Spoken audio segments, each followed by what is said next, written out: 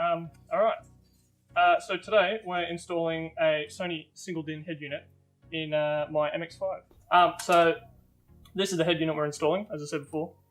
Just a single DIN Sony. It's secondhand from another MX5.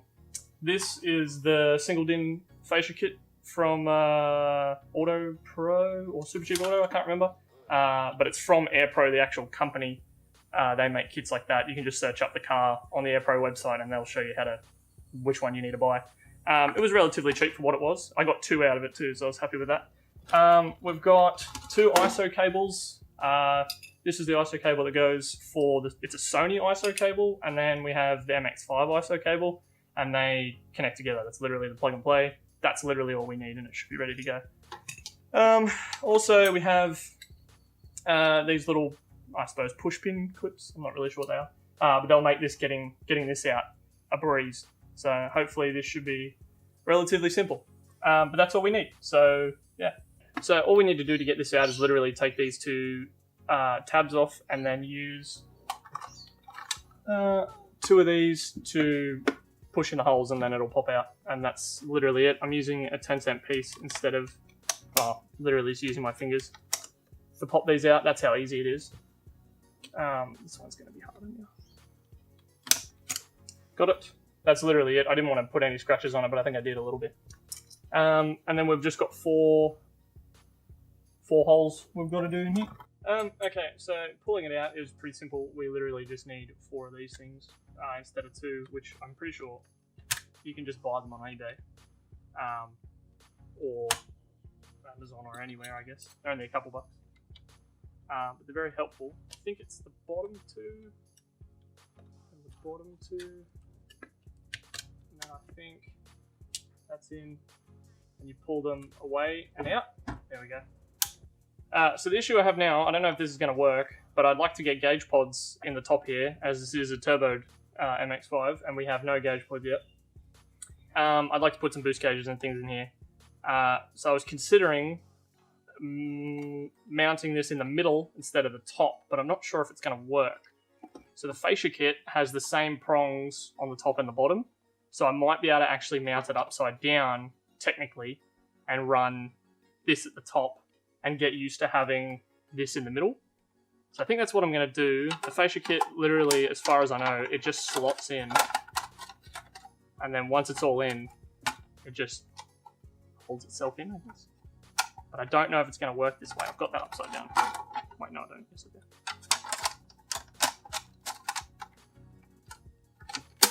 So it just slots in there. There we go. And that's literally it. And once it's in, it should all fit snug. And yeah, that's it. So I'll plug it all in, and then before we put it in fully, we'll see if it actually turns on and the plugs work. But I'm pretty sure they do. So this is the first ISO, the Mazda ISO, I guess, specific to cars.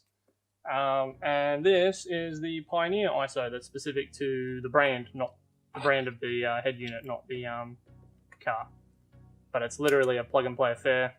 They just clip in, and they just clip in. Everything's nice and easy, and not as hard as it used to be. From memory, these used to be harder to do, but for whatever reason, it's not now. And that's it. And we're just going to tuck that in there, and then that should be fine.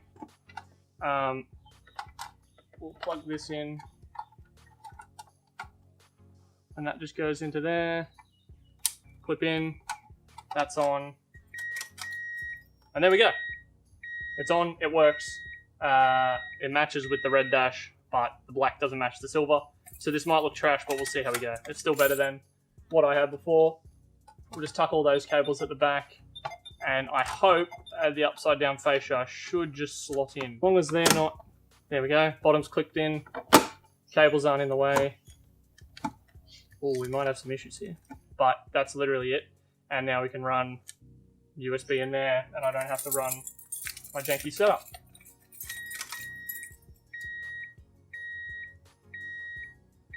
That's it.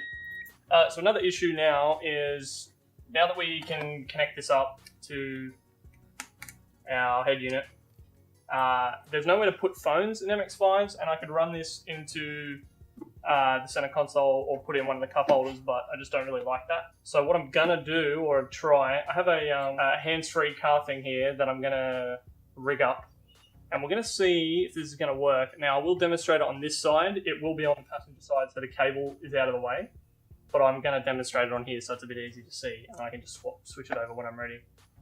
This is an old one that I just haven't used, and it's got the magnets and a screw behind there, but I thought if I break it, or at least pull it off its little gimbal bit, there's a screw in there.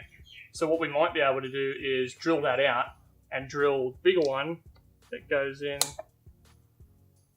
down here. So there's one that sits down here. What I might do is run this through that and then put a magnet on the back of my phone case so the phone can sit there out of the way, but on my passenger side. If my knee shouldn't hit it, I'm pretty sure my knee clears it from where we're at. But yeah, that's my theory anyway. We're just going to see if it works. And if it does, then great. So we shaved down the top of the screw because it didn't fit between the magnets, and then we disassembled the actual magnetic stand itself, and that's what we're left with. Hopefully that should be enough room. It's still really magnetic to still catch on the screw and sit where it needs to sit. So that's it there. So we grab one of these magnetic pads that are supposed to sit on the back of my phone, it should sit there. So in theory, that should be able to sit there. Now that might be a bit silly, but in my case, I think it's going to work, and I'm happy with that, to be honest. What's good also is we can put the cover on. So we have to put the lip on second, the cover on after you've screwed it down.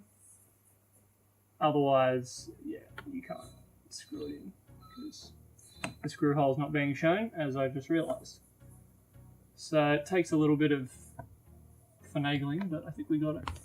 That's on. That looks better than what I expected.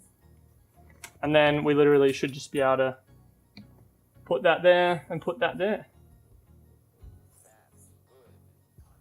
So a quick test on my phone. My phone's pretty heavy. I've just stuck it to the back. We'll just see, I guess. And that's it, and it should sit there. And in theory, this will be on the other side, so the USB won't be in the way. But my phone should just sit like that, and it should play music and run and be out of the way. That's my little fix. I'm sure there's something I could probably buy to save myself all the trouble. But we figured it out, and it was cheap. Well, it was free for me because it was just laying around. And it works. So, yeah.